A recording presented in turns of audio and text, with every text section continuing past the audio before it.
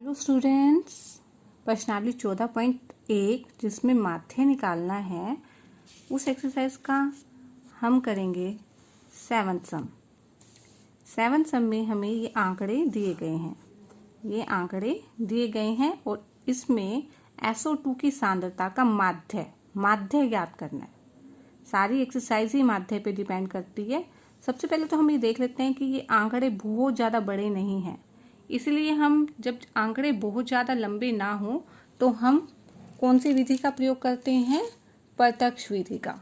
तो हम इसमें प्रत्यक्ष विधि का प्रयोग करेंगे। ठीक है, प्रत्यक्ष विधि जैसे हमने क्वेश्चन नंबर 1 में भी की थी। उसके अंदर सबसे पहले तो देखो मैंने आंकड़ों को नोट कर लिया। यहाँ पे इस तरह से हमने नोट कर लेना है। ये हमें इसका जोड़ 30 दिया भी हुआ है, आप जोड़ करके देख भी सकते हो। लेकिन इस क्वेश्चन में 30 मोहल्ले के से आंकड़े एकत्रित किए गए हैं, यानी 30 जो है इन बारंबारताओं का जोड़ है। अब निकालेंगे हम एक्सआई कैसे निकालते हैं? एक तरीका तो ये है कि हम इसका सबसे बीच वाला नंबर सोच लें। 0.00 से लेके 0.04 में बीच वाला नंबर क्या होगा? 0.02 होगा। और जिस क्वेश्चन में हमें नहीं पता चलता उसमें हम निकाल के भी देखते हैं। वो निकालते कैसे हैं? हम इन दोनों को जोड़ लेते हैं। इसमें हम अगर पॉइंट को ना ध्यान दें तो 0 और 4 को जोड़ा तो 4 को 2 से भाग करेंगे 2। ठीक है, अब 2 लिखेंगे और क्योंकि सब में 0.0 फिर एक अक्षर है तो 0.02 लिख सकते हैं। ठीक है, अब आप ये खुद बता सकते हो 0.04 और 0.08 के बीच वाला अक्षर कौन सा होगा? 0.06। 0.08 और 12 के बीच में 10। 12 और 16 के बीच में 14। 16 और 20 के बीच में क्या होगा? 18। 20 और 24 के बीच में होगा 22। ठीक है, अब हम क्या करेंगे? FI की XI से गुना। FI XI, क्योंकि जो प्रत्यक्ष विधि है, प्रत्यक्ष विधि में माध्य का फॉर्मूला क्या होता है? Summation FI XI by summation FI। FI XI निकालने के लिए हम FI की XI से गुना कर देंगे, क्योंकि इसमें कैलकुलेशन लंबी नहीं जानी, इसलिए हमने ये प्रत्यक्ष विधि को प्रयोग किया है।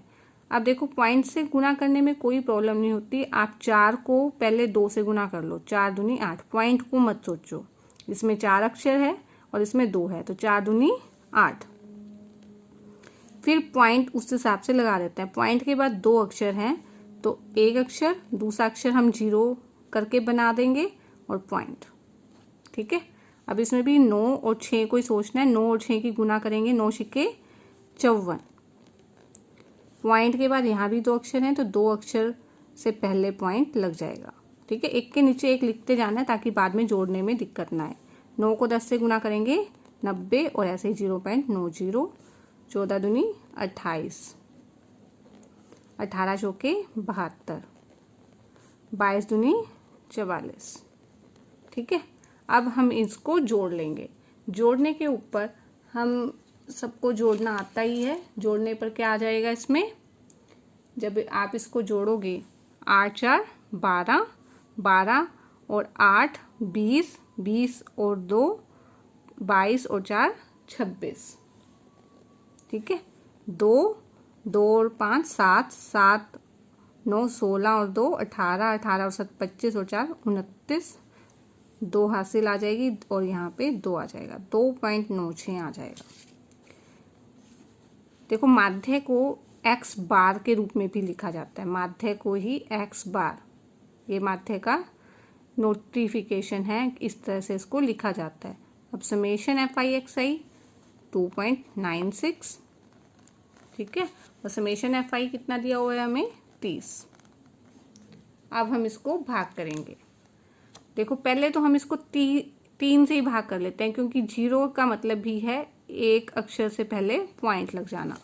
ठीक है, इसको हम अगर हम इसको 3 से भाग करें, 296 को 3 से भाग कर लो सबसे पहले, फिर पॉइंट हम बाद में लगाएंगे।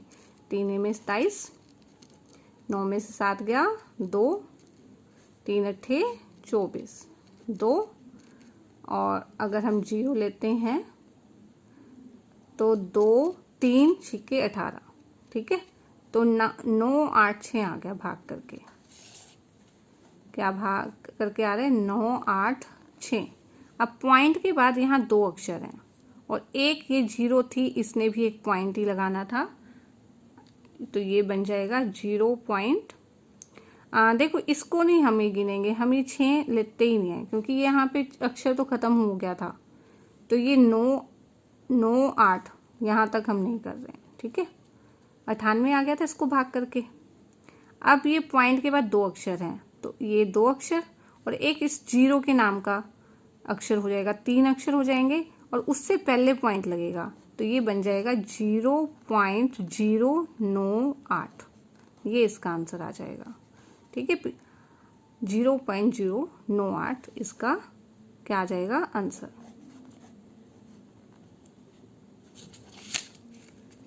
क्वेश्चन नंबर 8 देखेंगे। क्वेश्चन नंबर 8 में भी हम देख रहे हैं कि हमारे जो संख्याएं हैं इतनी बड़ी नहीं है कि हम इसको कल्पित माध्य विधि से करें। 0 और 6 के बीच का नंबर आप साफ ही बता सकते हो, क्या होएगा 3 होगा ना। अगर 0 और 6 को जोड़ेंगे तो 6 होगा, 6 का आधा भी 3 होता है, 6 को 2 से भाग करेंगे तो 3 होगा। 6 और 10 16, 16 को 2 से भाग करेंगे 8, ठीक है। वैसे भी हमें पता चल रहा है कि 6 और 10 के बीच में 8 आता है। 10 और 14 के बीच में क्या आएगा 12, 14 और 20 के बीच में क्या आएगा 14 और 20 कितना होगा, 14 और 20 को जोड़ेंगे 34, 34 का आधा आ जाएगा 17। 20 और 28 को जोड़ेंगे 48, 48 का आधा 24। 28 और 38 को जोड़ोगे क्योंकि इसमें गैप बराबर नहीं है, आप ये देख रहे हो यहाँ 3 का है यहाँ 4 का है, तो इसलिए इसमें थोड़ा सा अलग आ रहा है। नहीं, इसमें 6 का है इसमें 4 का है, तो ये थोड़ा सा अलग है कि इसमें हम 28 और 38 को जोड़ेंगे। 8 8 16, 3 3 6 66 आ गया। 66 का आधा क्या होगा, 66 को 2 से भाग करेंगे 33 आ जाएगा, 33। 38 और 40 को जोड़ लो, 38 और 40 को जोड़ेंगे 8 4 3 7 78, 78 का आधा करेंगे 2 3 6, 2 में 18, क्या आ जाएगा 39। वैसे भी हमें पता है 38 और 40 के बीच में 39 आ जाएगा, ठीक है।